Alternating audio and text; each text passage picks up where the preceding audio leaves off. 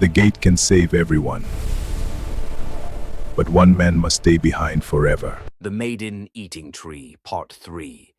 The Dibia raised his staff to the heavens.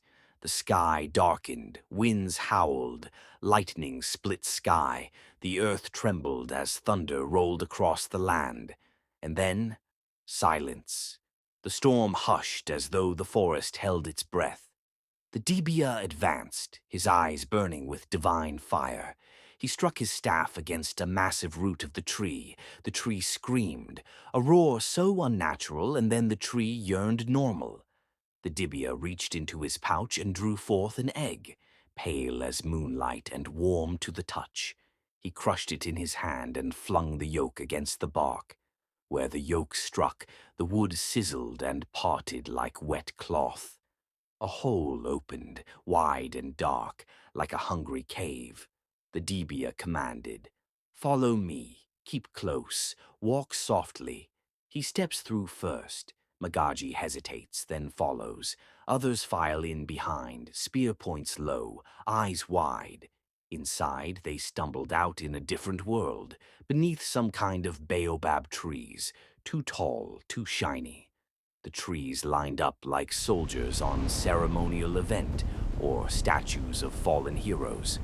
This is not the familiar environment they knew, but a strange village where buildings leaned like tired old people and the air smelled of herbs and smoke.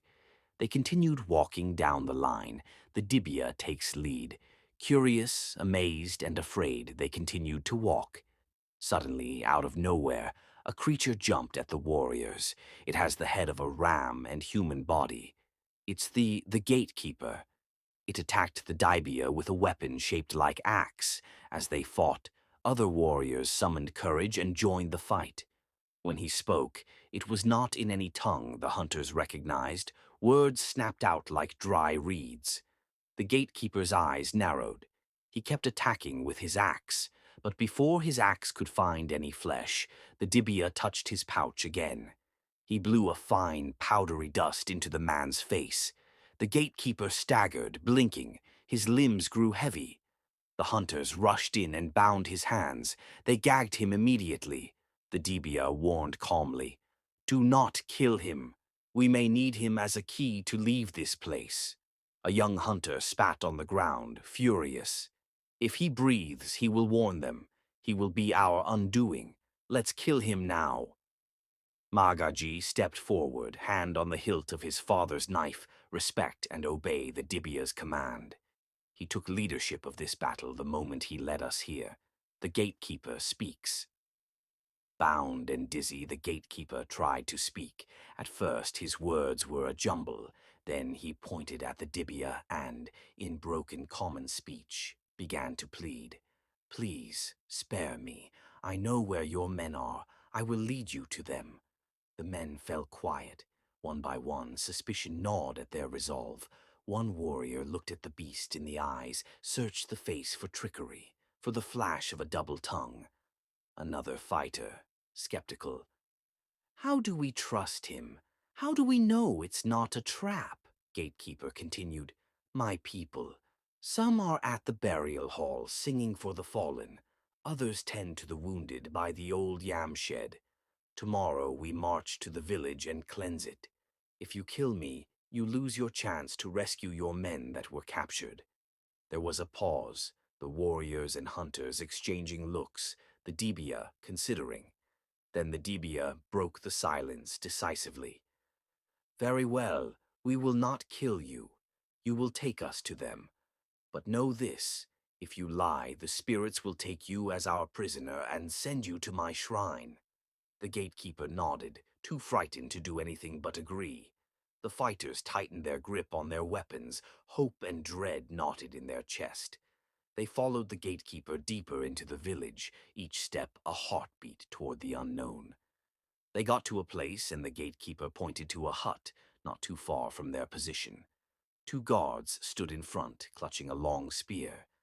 Gatekeeper whispered, "Your men are inside that room." The Dibia studied the place carefully. "4 of us will go. The rest stay hidden." 2 hunters volunteered immediately. Magaji and one other joined. With slow, quiet steps, Magaji and the men crept towards the guard. The guard turned his head at a faint sound, but it was too late. A sudden rush, a clash of spears, and a brief struggle ended with the guard sprawled on the ground. Magaji pushed the door open with force. Inside, dim light revealed Kara and two other hunters tied together, while other fighters were tied separately with ropes. Some are injured, some weak but alive. Kara then spoke in a hoarse voice. "Magaji, you came." Magaji rushed forward, cutting the ropes with his hunting knife, while the other fighters also rushed to release the other prisoners.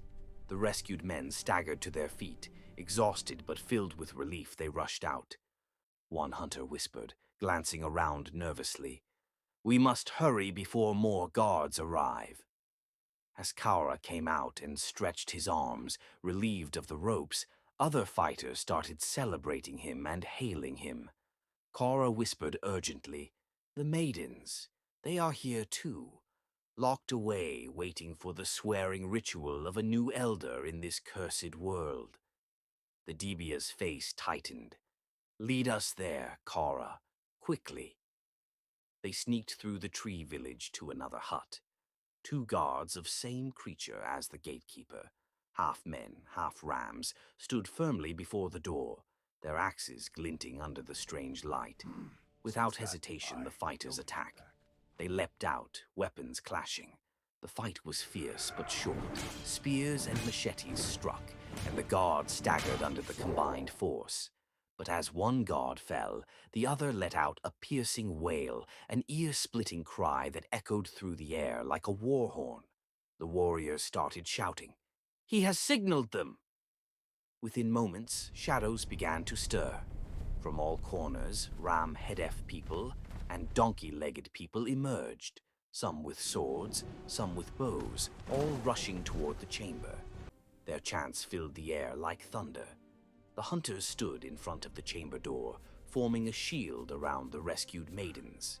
Kara then spoke, breathing hard. "We have no time. We must move the maidens before the swarm overwhelms us." The warriors fought their way back toward the great tree gateway, carrying some of the rescued maidens. The Dibia stood before the sealed entrance, sweat dripping as he muttered incantations.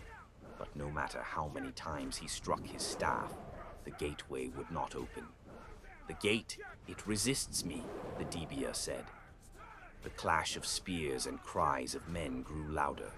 The warriors formed a desperate circle, shielding the maidens and the gateway. The Dibia ordered two men. "Bring the gatekeeper here. Seems only he can undo the seal." Dragged before them, the bound gatekeeper glared in silence. He clenched his teeth and refused to speak. Before they could force him, a sudden whoosh cut through the air. A spear from the enemy struck the gatekeeper through the heart. The gatekeeper's body slumped, lifeless. The warriors' hearts sank as more enemies poured in, their numbers unending. Kara, in shock, responded to the Dibia. "You are right, if they killed their own. He was our only way out." But the Dibia's eyes gleamed. He noticed a difference on the handle of the gatekeeper's axe from that of the remaining enemies. He seized the fallen axe from the gatekeeper, tore blood from the dying gatekeeper, and bound it with his charm, then bound the gatekeeper's spear with his staff. Holding the two together, he used them to hit the ground and began a fierce incantation. Suddenly, the gateway glowed with blinding light. Dibia commanding, "Quickly! The maidens first, then the rest! Go!" One by one, the maidens, warriors, and hunters passed through the shimmering gate. Only Magaji, Kara, and the Dibia remained.